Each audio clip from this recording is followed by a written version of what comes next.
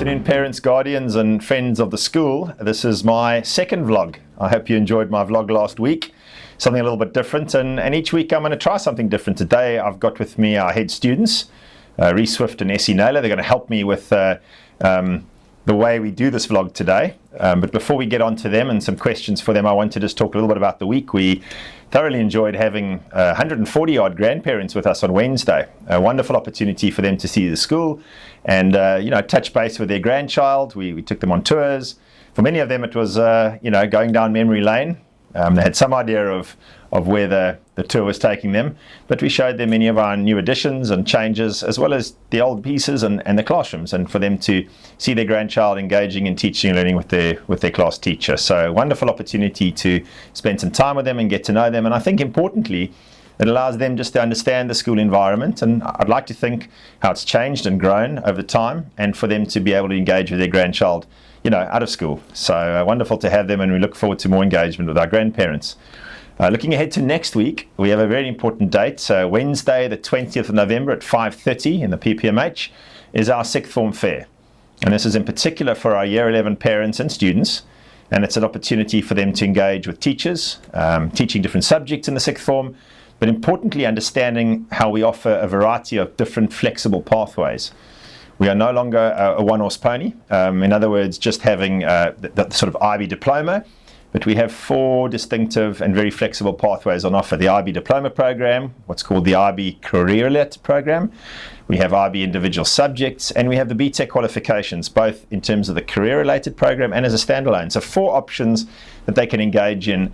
And really what it's there to do is answer the question, are our graduates able to get to the most appropriate university, college, or career vocation that they would like to engage in? And we believe that we answer that question robustly year in, year out, and we'd like to talk more about that and be able to show you the evidence of why we believe it works. So don't forget, Wednesday the 20th of November, 5:30 in the PPMH. There'll be an opportunity to mingle, as I said, meet all the teachers, the various stalls. It's very much a fair atmosphere. There'll be a short presentation by myself and Mr. Thorpe, and then an opportunity to get up to the Sixth Form Centre, Barber Hall, and to see what the environment is like there and what life in Barber Hall is like. Life is different to what it is in the rest of secondary. It's an opportunity to really experience a pre-university environment. We have various privileges and sort of ways of engaging the students to help them on the maturity pathway up until when they leave us. So that's exciting, and we look forward to seeing in particular the Year 11 students and parents there. But I've got with me, as I said, Essie and Reese, and they're going to help me just sort of unpack a little bit about our sixth form, but also about their roles as leaders. So welcome, Essie and Reese. You've heard me talk a little bit already about the sixth form pathways, and in particular the fair next week on Wednesday the 20th. Got a few questions for you just to, again, engage with parents, guardians, and friends of the school out there. So that's the intention.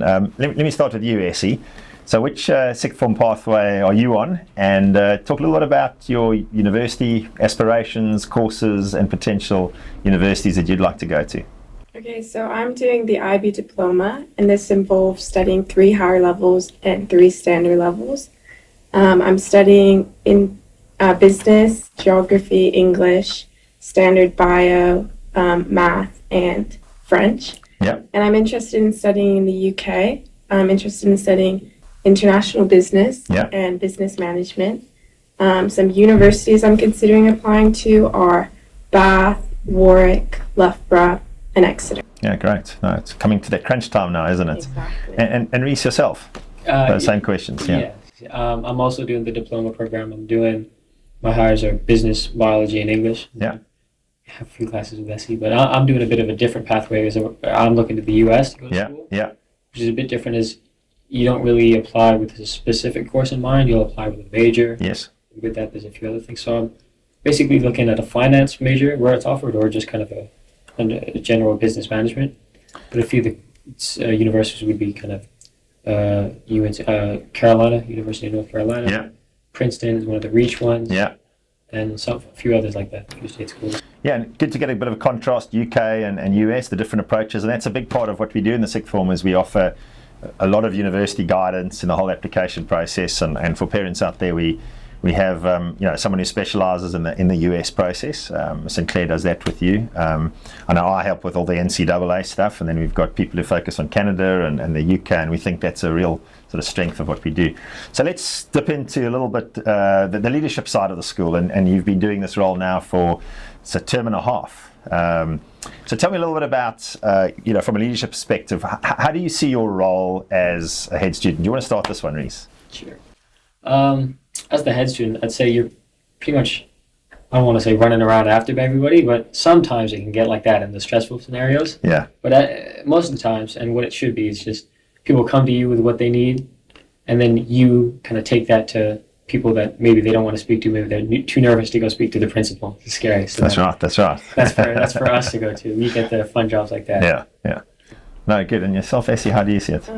So as head students, we mainly represent Work Academy, and this involves like leading assemblies, attending important events, meeting lots of people. We also organize and help manage the student leader team. Yeah.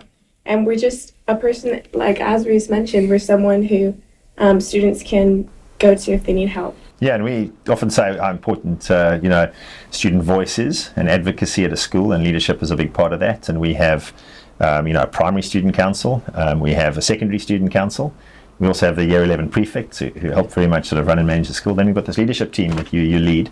I meet with Reese and Essie on a Wednesday morning, and then we have a student leadership meeting on a Friday, and we've got 20-odd portfolios that the students look after and do a great job. So, no, really appreciate it. So what would be just the final question for today would be, what's your message to other students who are considering or thinking about leadership roles at Work Academy? Do you want to have a go at that, Essie? Okay, well, as you mentioned, there are so many leadership opportunities at Work Academy.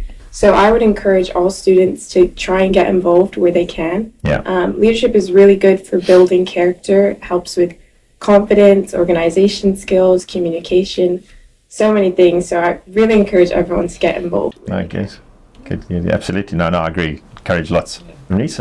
Yeah, I would just say that it doesn't have to be a specific leadership role, because we have so many extracurriculars like clubs and anything. Even if you're just in a club and just showing leadership, the teacher supervising will be able to make note of that. And when the time comes that you're looking for these higher roles, it's things like that that make a difference. Oh, well, thanks for being with me. Enjoyable talking to you, and wish you all the best with those university pathways and the way things are working out. So just a big thank you, parents, and guardians and friends of the school out there. I hope you enjoyed listening to us today, and that's the end of our vlog for this Friday.